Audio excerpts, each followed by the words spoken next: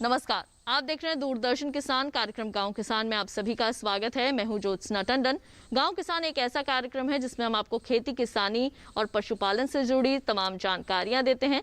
साथ ही आपकी मुलाकात करवाते हैं एक ऐसे कामयाब किसान से जो कि आज दूसरे किसानों के लिए मिसाल बन चुके हैं। तो आइए अपने आज के गाँव किसान कार्यक्रम की शुरुआत करते हैं।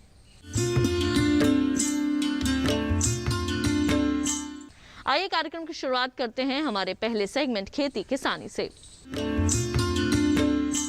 किसान भाइयों बहनों, खेती किसानी आप अच्छी तरह से कर पाएं और महामारी के इस समय में आपको किसी भी तरीके की कोई भी समस्या का सामना ना करना पड़े, इसलिए हमारा कर्तव्य बनता है कि खेती बाड़ी से जुड़ी तमाम जानकारियां समय रहते आप तक पहुंचाई जा सके।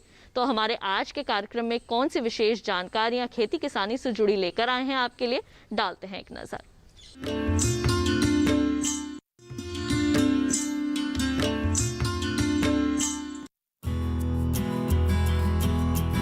यदि आप खेती में, पशुपालन में या फिर कुटीर उद्योग में भविष्य बनाना चाहते हैं तो क्या करेंगे? जाहिर है संबंधित विषय की जानकारी जुटाएंगे और व्यवसाय को शुरू करेंगे। लेकिन अगर आपको उस व्यवसाय के हानि, लाभ और लागत से जुड़ी हर जानकारी चाहिए तो कृषि विज्ञान केंद्र से बेहतर कोई जगह नहीं है। आज देश भर में 721 कृषि विज्ञान केंद्र कार्यरत है, जो युवाओं को, किसानों को और पशुपालकों को प्रशिक्षित करके सशक्त बना रहे हैं। कैसे, आइए जानते हैं। ये है उत्तर प्रदेश प्रयागराज का कृषि विज्ञान केंद्र। यहाँ के विशेषज्ञ न सिर्फ प्रशिक्षण देने का काम करते हैं, बल्कि उन कामों में आ रही रुकावटों का भी समाधान करते हैं। मैंने अपने विषय से संबंधित सब्जियों की जैविक खेती के बारे में अपने किसानों को काफ़ी जागरूक किया। इसके साथ साथ बागवानी, पुष्प उत्पादन, आसपास के जो चूँकि प्रयागराज धार्मिक नगरी है, हमने यहाँ पे 15-20 गाँवों में गुलाब की खेती, गेंदा की खेती कराया हूँ और हमारे किसान काफ़ी जागरूक हैं। उनको मार्केट भी यहाँ प्रयागराज में अवेलेबल है, इसलिए ये लोग काफ़ी मात्रा में कर रहे हैं। इसके अलावा कोविड-19 में मैंने जो है मशरूम की खेती शुरू किया, जो प्रधानमंत्री का सपना है कि किसान खेती के साथ साथ और भी क्या चीज़ कर सकते हैं। तो मैंने मशरूम की ट्रेनिंग कराई। इस पे हमारे करीब 150 किसानों ने प्रशिक्षण लिया और उसमें से करीब 70% किसान जो है अपने खुद इस साल कर रहे हैं और बहुत अच्छा बेनिफिट पा रहे हैं। उससे जो सबसे बड़ा फ़ायदा इनको जो है, चूँकि सब लोग जानते हैं कि मशरूम में काफ़ी प्रोटीन, काफ़ी विटामिन्स, काफ़ी मिनरल्स पाए जाते हैं, तथा जो इसमें डायबिटिक जो पेशेंट होते हैं, हार्ट पेशेंट होते हैं, कैंसर के पेशेंट होते हैं, जो माल न्यूट्रिशन की समस्या है, ये कई चीज़ों में जो है बहुत फ़ायदा पहुंचाता है। तो किसान जागरूक होकर के और फल और सब्जी, फूल के अलावा अतिरिक्त आमदनी के लिए ये जो मशरूम की खेती भी अडॉप्ट कर रहे हैं। इससे किसानों की जो प्रधानमंत्री का सपना है कि किसानों की आय दोगुनी हो, तो मेरा अपना मानना है जो किसानों से फीडबैक मिलता है कि मशरूम उत्पादन से दोगुना नहीं 3 गुना 4 गुना तक वो आमदनी हमारे किसान भाई ले रहे हैं। मैं कृषि विज्ञान केंद्र से ट्रेनिंग लेके गुलाब और गेंदे की खेती करता हूँ और इससे अच्छा बेनिफिट और प्रॉफिट होता है हमको। मैंने कृषि विज्ञान केंद्र से मशरूम की ट्रेनिंग लिया और ट्रेनिंग करने के बाद हमने आस्टर मशरूम लगाना शुरू किया है और हमने 5 केजी मशरूम से 5 केजी स्पॉन से शुरू किया है और पूरी तुड़ाई हो गई है 3 बार और हमने 30 केजी मशरूम उससे उगाया हुआ है और 150 रुपये पर केजी के हिसाब से बेचा है और प्रॉफिट की जहां बात है वो लगभग 4 गुना के आसपास हुई है। हमारी जो महिलाएं हैं जो कि कृषि विज्ञान केंद्र से जुड़ी हुई हैं, जो अपने घर से समय निकाल के अपने पतियों से परमिशन लेके, अपने घर वालों से परमिशन लेके वो हमारे कृषि विज्ञान केंद्र आती हैं और यहाँ पे भी उन्होंने काफ़ी कुछ चीज़ें सीखी हैं। वो हैंडीक्राफ्ट की चीज़ें हों, हमारी बहुत सी महिलाएं जो हैं वो मूंज का कार्य कर रही हैं। इलाहाबाद जो कि मूंज के कार्य के लिए, मूंज के प्रोडक्ट्स के लिए फेमस है, तो ये मूंज का कार्य जो है, हमारी यहाँ पे एक आध दो महिलाएं हैं वो मूंज का कार्य कर रही हैं और उन्होंने काफ़ी जो है इससे लाभ उठाया है, काफ़ी लाभान्वित भी हुई हैं। इसके अलावा जो है समय समय पे इन्हें जो है अचार की, पापड़ की, स्क्वॉश बनाने की जो है ट्रेनिंग्स दी गई हैं। साथ में कोविड के दौरान जो है इनको मास्क बनाने की जो है ट्रेनिंग दी गई है। ये मास्क भी बना रही हैं और इन्होंने काफ़ी मास्क बेचे भी हैं, उससे भी ये लाभान्वित हुई हैं और इनका परिवार भी आगे बढ़ा है। मेरा काम चलता है यहाँ पे कृषि विज्ञान से। मैंने मास्क भी सिला, अचार की भी ट्रेनिंग मुझे मिली और हस्तशिल्प मूंज क्राफ्ट पे भी मेरा काम चल रहा है, बनाते भी हैं और मेरा स्टॉल भी लगता है कृषि विज्ञान की तरफ से। यहाँ मुझे लक्ष्मी भाभी ने लिया, मुझे निमिषा मैम से मिलवाया, ट्रेनिंग भी दिलवाई। उन्होंने मुझे अचार की, पापड़ की और मास्क की ट्रेनिंग भी दी, जो मैं कर भी रही हूँ और महिलाओं को भी उत्साह करा रही हूँ।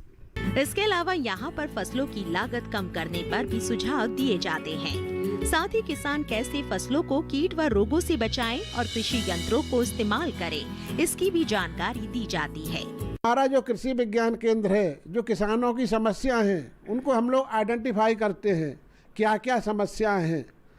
उन समस्याओं के आधार पर उन समस्याओं का हम लोग निवारण करते हैं।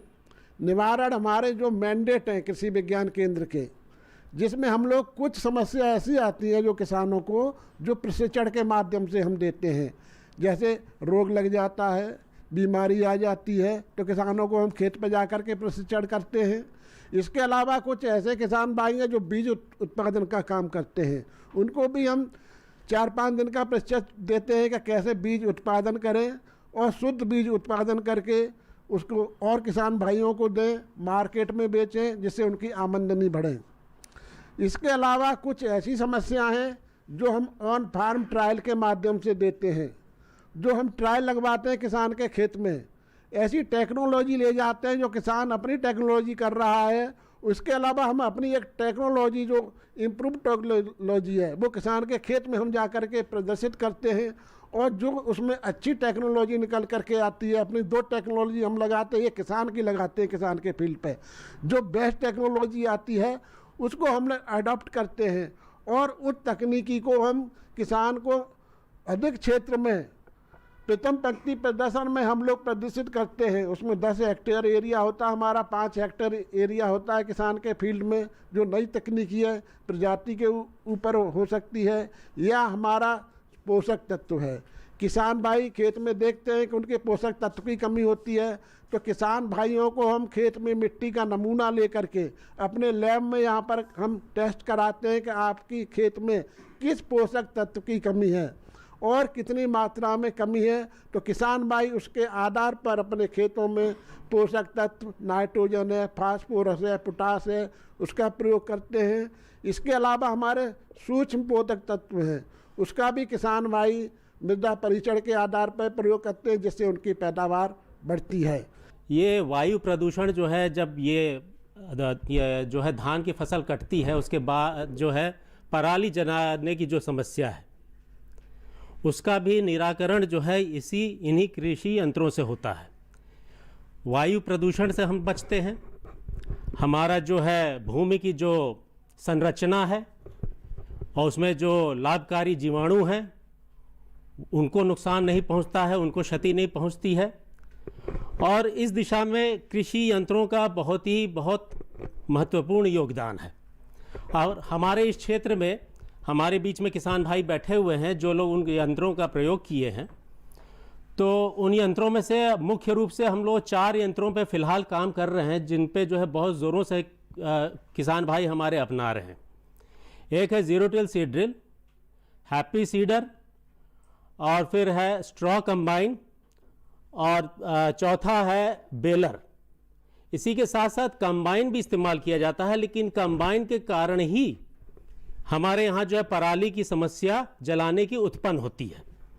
होता यह है कि जैसे हमारे कुछ किसान भाई यहाँ काफ़ी संपन्न हैं और सभी किसानों के लिए ये मशीनें नहीं हैं, तो हमारे एक और छुपा हुआ लक्ष्य जो हासिल होता है वो ये है कि कस्टम हायरिंग, किसान का जो है अपना जो है रोज़गार शुरू करने का भी एक अवसर मिलता है, जो सरकार जो है काफ़ी मशीनें जो है सब्सिडी पे दे रही हैं, जो किसान दूसरे के खेतों पे चला के अपना भी रोजगार प्राप्त कर सकता है। तो एक हो गया आपका पराली जलाने की समस्या से भी आपको समाधान मिल रहा है मशीनों को लेके, और दूसरा आपको एक तरह से रोजगार भी मिल रहा है। तो ये 3-4 जो मशीनें हैं, इसमें मैं बता दूं कि हमारे ही क्षेत्र के परसरा गांव है, जहां के हमारे यहाँ से सत्येंद्र प्रताप सिंह जी हैं, किसान हैं यहाँ पे, और पाठक जी हैं, भूपेंद्र पाठक जी हैं, और हमारे जो है सुजौना से राजेश कुमार यादव जी हैं, और भी कई किसान हैं यहाँ पे जो इस दिशा में काम कर रहे हैं। और ये लोग जो है काफ़ी पराली जलाने की समस्या को काफ़ी हद तक जो है उसका जो है अपने क्षेत्र में काबू पाए हैं। मैं 25 साल से कृषि वैज्ञानिकों के संपर्क में रहा हूँ। उनसे ही संपर्क में हमने एक गोली विधि से धान की रोपाई का तरीका खोज निकाला, जिसमें हमारे वैज्ञानिकों ने बड़ा सहयोग किया और उसमें हमको राष्ट्रपति सम्मान मिला। हम चने की फसल लगाए हुए हैं 1581। वो हमारी चना बहुत अच्छी है। हम इस समय उसको खड़ी फसल बेच दिया हूँ 31,000 रुपये प्रति बीघा। इस तरह से कृषि विज्ञान केंद्र किसानों और देश के युवाओं का पथ प्रदर्शक बनकर उनकी राह आसान करने में लगा हुआ है। तो अभी आपने देखा सेगमेंट खेती किसानी। इसके साथ ही कार्यक्रम गांव किसान में वक्त हो चला है एक छोटे से ब्रेक का। जल्द लौटेंगे वापस अपने अगले सेगमेंट के साथ। आप देखते रहिए दूरदर्शन किसान।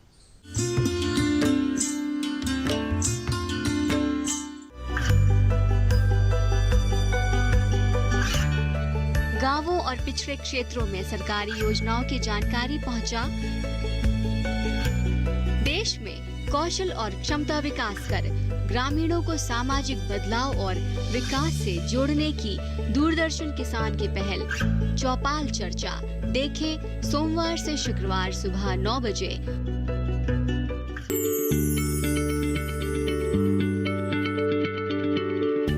क्या आप किसी बीमारी से परेशान हैं? चाहते हैं डॉक्टर की सलाह? तो हम हैं आपके साथ, बताएंगे आपको जीने की राह। समस्याएं आपकी, समाधान देश के मशहूर विशेषज्ञों के। घर बैठे बात करें देश के जाने माने डॉक्टरों से। हमारे लाइव प्रोग्राम स्वस्थ किसान में हर शनिवार शाम 6 बजे से 7 बजे तक। खुशहाल होंगे खेत, पशु रहेंगे स्वस्थ, सरकारी स्कीम का होगा लाभ, जब एक्सपर्ट्स का मिलेगा साथ, आपके सवाल विशेषज्ञों के जवाब, सिर्फ एक फोन कॉल की दूरी पर। देखिए किसानों का अपना प्रोग्राम हेलो किसान, सोमवार से शुक्रवार शाम 6 बजे से सिर्फ दूरदर्शन किसान पर।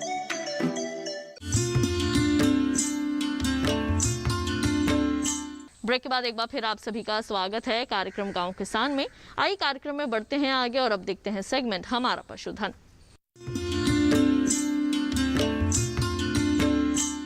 किसान भाइयों बहनों, जैसे कि हम सभी जानते हैं कि पशु ही हमारा असली धन है और पशुओं की देखभाल करना हमारा कर्तव्य है। अगर आप अपने पशुओं से अच्छा उत्पादन हासिल करना चाहते हैं तो उनका विशेष रूप से ध्यान रखने की आवश्यकता है। इस मौसम को देखते हुए किस तरह से आपने करनी है अपने पशुओं की देखभाल, आइए जानते हैं हमारे इस सेगमेंट में। खाद्य आपूर्ति में अंडा और मांस की लगातार मांग बढ़ रही है और इसी बढ़ती मांग ने किसानों को मुर्गी पालन की तरफ मोड़ा है। कुक्कुट पालन एक ऐसा व्यवसाय है जो कम कीमत में शुरू किया जा सकता है और एक बार शुरू होने के बाद ये व्यवसाय चलता रहता है और बढ़ता रहता है। जो किसान कुक्कुट पालन शुरू करने जा रहे हैं वो कुछ खास बातों का ध्यान रखें तो लंबे समय तक मुनाफा कमा सकते हैं, क्योंकि जरा सी चूक से बड़ा नुकसान होने की आशंका बनी रहती है। बारिश के मौसम में मुर्गियों को खास देखभाल की जरूरत होती है। इस मौसम में वातावरण में आर्द्रता बढ़ जाती है, इसलिए लकड़ी के छीलन को बिस्तर के रूप में उपयोग कर सकते हैं, जिससे आसानी से नमी को नियंत्रित किया जा सके। मुर्गियों और चूजों को नमी से बचाने के लिए जगह को सूखा रखें। जितना आप उन्हें सूखा रखते हैं, मुर्गियां अधिक स्वस्थ होंगी। इसके अलावा बारिश का मौसम मुर्गियों की प्रतिरक्षा प्रणाली को कमजोर बना सकता है, जिससे वो बैक्टीरिया और वायरस से आसानी से संक्रमित हो सकते हैं। इस मौसम के दौरान मच्छरों और रक्त चूसने वाले कीड़ों के साथ बीमारियों से बचाए रखने के लिए उनका समय से टीकाकरण जरूर करवाएं। इस मौसम में चूजे खरीदते समय भी कुछ बातों का ध्यान रखें। चूजे लेने से पहले बाड़े को कीटाणुनाशक दवा से अच्छी तरह धो ले और दीवारों पर भी छिड़काव कर दे। इसके अलावा चूजे स्वस्थ हो और ऐसी जगह से खरीदे जहां जन्मजात बीमारियां ना हो। साथ ही चूजों को खरीदते समय ध्यान रखें कि रानीखेत बीमारी का F1 स्ट्रेन और मेरिक्स बीमारी का टीका लगा होना चाहिए। तापमान का खास ध्यान रखना चाहिए क्योंकि चूजों को सही ताप की जरूरत होती है। मुर्गी पालन में 70% खर्च दाने पर होता है। मुर्गी को ताज़ा और संतुलित आहार दे। उम्र के आधार पर विभिन्न तैयार आहार दे। दाने को नमी रहित जगह पर रखना चाहिए, नहीं तो दाने में फफूंद लग सकती है, जिससे मुर्गियों में बीमारी की आशंका बढ़ जाती है। एक चूजे के लिए 0.8 सप्ताह की आयु तक स्टार्टर आहार, 8 से 20 सप्ताह की आयु तक ग्रोवर आहार और खाद में लेयर दाना देना चाहिए। आमतौर पर एक चूजे को मुर्गी बनने के लिए लगभग 13 किलो दाने की जरूरत होती है।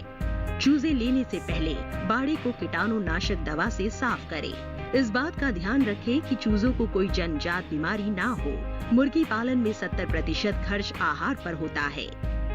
एक चूजे के लिए 0.8 सप्ताह की आयु तक स्टार्टर आहार जरूरी, 8 से 20 सप्ताह की आयु तक ग्रोवर आहार जरूरी। मुर्गियों का समय समय पर टीकाकरण जरूर कराएं। इस तरह देखा जाए तो मुर्गी पालन फायदे का व्यवसाय है। ये मुनाफा तब ज्यादा बढ़ जाता है जब खेती के साथ साथ मुर्गी पालन किया जाए। ऐसा करने से मुर्गियों के आहार में खर्च होने वाली राशि को काफी हद तक कम किया जा सकता है। अब आइए कार्यक्रम गांव किसान में बढ़ते हैं आगे और एक नजर डालते हैं पशुपालक कैलेंडर पर। जून माह का पशु कैलेंडर 2021। जून माह में ध्यान देने वाली बातें। HS एवं BQ टीकाकरण के 10 से 15 दिन पहले सभी पशुओं की डिवर्मिंग कर देनी चाहिए ताकि टीका प्रभावी हो सके। पशुओं को 50 से 60 ग्राम खनिज मिश्रण एवं 20 ग्राम नमक प्रतिदिन देना चाहिए। गर्मियों के मौसम में पैदा की गई ज्वार में जहरीला पदार्थ हो सकता है जो पशुओं के लिए हानिकारक है। बरसात के मौसम में चारे की अच्छी पैदावार लेने के लिए ज्वार एवं मक्का की बुआई करें। चूंकि जून का महीना काफी गर्म रहता है, इसीलिए पशु के लिए अलग से शेड का निर्माण करना चाहिए तथा अधिक से अधिक स्वच्छ पानी पिलाना चाहिए। अधिक दूध देने वाले पशुओं को तरल कैल्शियम, फास्फोरस 70 से 100 ग्राम प्रतिदिन पिलाएं। पशुओं को बाह्य परिजीवियों से बचाने के लिए पशु चिकित्सक की सलाह पर दवा का प्रयोग नियमित रूप से करें।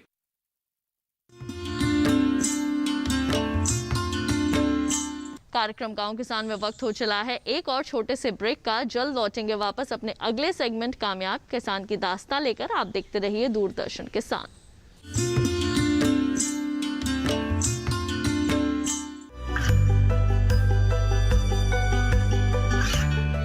गांवों और पिछड़े क्षेत्रों में सरकारी योजनाओं की जानकारी पहुंचा।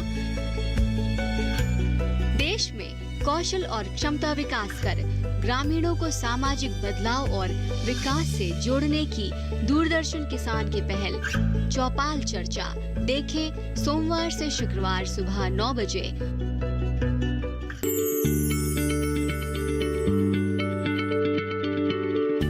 क्या आप किसी बीमारी से परेशान हैं? चाहते हैं डॉक्टर की सलाह? तो हम हैं आपके साथ, बताएंगे आपको जीने की राह। समस्याएं आपकी, समाधान देश के मशहूर विशेषज्ञों के। घर बैठे बात करें देश के जाने माने डॉक्टरों से। हमारे लाइव प्रोग्राम स्वस्थ किसान में हर शनिवार शाम 6 बजे से 7 बजे तक। खुशहाल होंगे खेत, पशु रहेंगे स्वस्थ, सरकारी स्कीम का होगा लाभ। जब एक्सपर्ट्स का मिलेगा साथ, आपके सवाल, विशेषज्ञों के जवाब, सिर्फ एक फोन कॉल की दूरी पर। देखिए किसानों का अपना प्रोग्राम हेलो किसान, सोमवार से शुक्रवार शाम 6 बजे से सिर्फ दूरदर्शन किसान पर।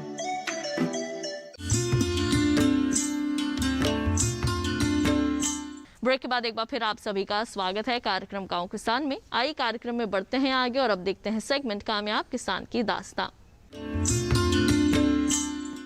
किसान भाइयों बहनों, अपने आज के सेगमेंट में आपकी मुलाकात करवाएंगे एक ऐसे सफल किसान से जिन्होंने दिन दुगनी रात चौगुनी मेहनत की है।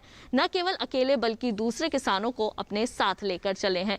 आज वे दूसरे किसानों के लिए मिसाल भी बने हैं। तो आइए देखते हैं उनकी सफलता की ये कहानी।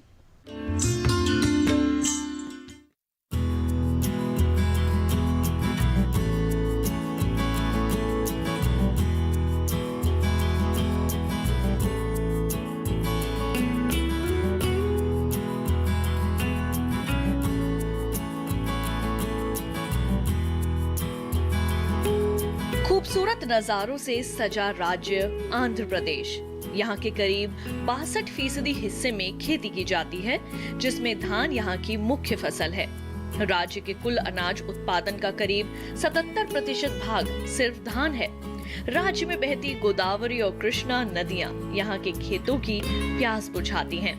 यहाँ के ज्यादातर किसान जैविक खेती करते हैं। उन्हीं में से एक हैं जगदीश रेड्डी जी, जो न सिर्फ जैविक खेती कर रहे हैं बल्कि जैविक उत्पाद भी लोगों के बीच ला रहे हैं। जगदीश जी करीब 7 साल से जैविक खेती कर रहे हैं। हालांकि पहले वे भी सामान्य खेती ही किया करते थे, लेकिन जैविक खेती के प्रति बढ़ती जागरूकता ने उन्हें भी अपनी गिरफ्त में ले लिया और जगदीश जी ने अपने खेतों में रासायनिक उर्वरकों का पूरी तरह से इस्तेमाल बंद कर दिया। लेकिन अब एक नई समस्या उनके सामने आ खड़ी हुई है और वे थी जैविक खेती को सफल कैसे बनाया जाए। इसके लिए जगदीश जी ने सुभाष पालेकर से मुलाकात की और उनके सानिध्य में जैविक खेती का प्रशिक्षण लिया। 7 दिन के इस प्रशिक्षण के दौरान मिली छोटी से छोटी जानकारी काम कर गई। आज उनके खेतों में अनाज, फल और तिलहनी फसलें लहलहा रही हैं। इतना ही नहीं, वे करीब 80 तरह के जैविक उत्पाद भी बनाते हैं, जिसमें गुड़, दालें, पापड़, मसाले, नमकीन शामिल हैं। वे बताते हैं कि उनके साथ करीब 200 किसान जुड़े हुए हैं जो जैविक खेती को विस्तार दे रहे हैं। जगदीश जी बताते हैं कि जैविक रूप से तैयार उत्पादों की बाजार में अच्छी मांग रहती है। इस तरह से तैयार किए गए फसल उत्पाद हमारे शरीर के साथ साथ पर्यावरण के लिए भी बहुत अच्छे हैं। मैं एक प्राकृतिक किसान हूँ। 7 साल से मैं खेत में कोई यूरिया, कोई DAP या केमिकल खाद नहीं डाला।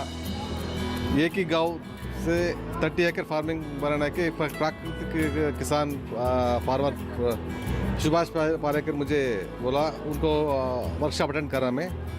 उनने 7 डेज वो वर्कशॉप में मैं complete nature farming techniques Palekar से मुझे भेज दिया और पूरा मेरा साथ है और 200 फार्मर्स है आंध्र प्रदेश एरिया पे। मैं चावल और मैंगोस, ज़्यादा मिलेट्स, बहुत वैसा मिलेट्स, पूरा नेचुरल प्रोडक्ट्स, नेचुरल फार्मिंग करूँगा मैं। ऑयल्स, कोल्ड प्रेस ऑयल्स भी करूँगा मैं। कितना ज़्यादा फार्मर्स को बहुत अवेयरनेस करने को मैं तैयार हूँ। भारत देश में 50 लाख नेचर फार्मर्स हुआ, 50 लाख। मैं नेचर फार्मिंग करने तो बहुत क्वालिटी आता है चावल फूड के भी, कोई केमिकल रेसिड्यूज नहीं मिलता है इसमें और फुल न्यूट्रिशन वैल्यूज मिलता है।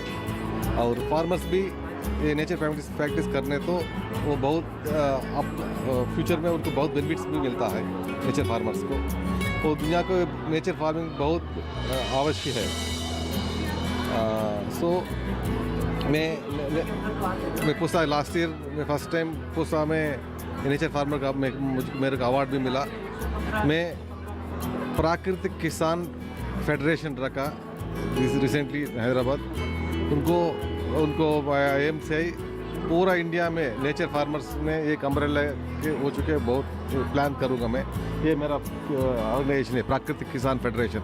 ओनली नेचर फार्मर्स उनमें मेंबर्स हो सकते हैं और वैसे मैं काम करूंगा पूरा। जगदीश जी के ये प्रयास वर्तमान ही नहीं भविष्य में भी हमारे और पर्यावरण के लिए सुखद साबित होंगे। उनके इन प्रयासों का ही परिणाम है कि पिछले साल उन्हें पूसा किसान मेले में सम्मानित भी किया गया।